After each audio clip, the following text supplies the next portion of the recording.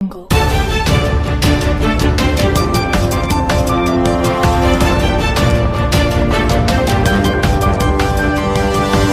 Audio Jungle.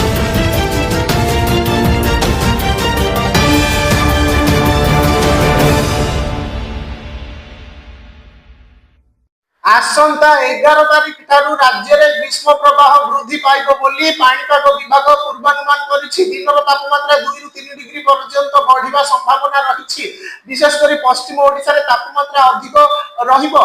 Titlagarh रे तापमात्रा 40 degree Celsius छुईबाकू थिबा बेले पश्चिम ओडिशा रो अधिकांश शहर रे दिनर तापमात्रा 37 डिग्री रु अधिक रहिबो बोली अनुमान करा जाइछि। 12 तारिख रे टिटलागढ़ सहित बलांगीर, भवानीपाटना, सुवर्णपुर, संबलपुर, झारसुगुड़ा, सुंदरगढ़, अनुगुल, बरगढ़ और नुआपड़ा जिले में सर्वोच्च तापमात्रा 40 डिग्री पाखापाखि पहुंची पारे। भुवनेश्वर और कटक सहित उपकूल ओडिशार अंचल गुड़िकर तापमात्रा 38 डिग्री पर्यंत बढ़िबा संभावना रही बोली आंचलिक पाणीपाग विज्ञान केन्द्र सूचना देइछि। एहा सहित उत्तर ओडिशार केतेक अंचल रे काल बैशाखी प्रभाव रे वर्षा हेबार संभावना रही।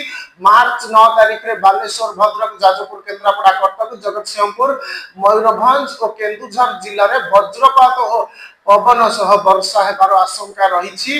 यह छड़ा 10 तारिख रे मयूरभंज, केन्दुझर, बालेश्वर और भद्रक जिलार केतेक स्थान रे मध्य वज्रपात और पवन सह वर्षा होई पारे। तेबे परवर्ती 7 दिन धरी मुख्यतः पाग सुखिला रहिबो बोली पाणीपाग केन्द्र पक्षरु कुहा जाइछि। गतकाली झारसुगुड़ा रे राज्यर सर्वाधिक तापमात्रा 37.6 डिग्री सेल्सियस रेकर्ड होइतिबा बेले टिटलागढ़ रे 37 डिग्री, बलांगीर रे 36.5 डिग्री, नयागढ़ रे 36.2 डिग्री, भवानीपाटना रे 36.1 डिग्री, सुंदरगढ़ और नुआपड़ा रे 36 डिग्री तापमात्रा रेकर्ड होइछि।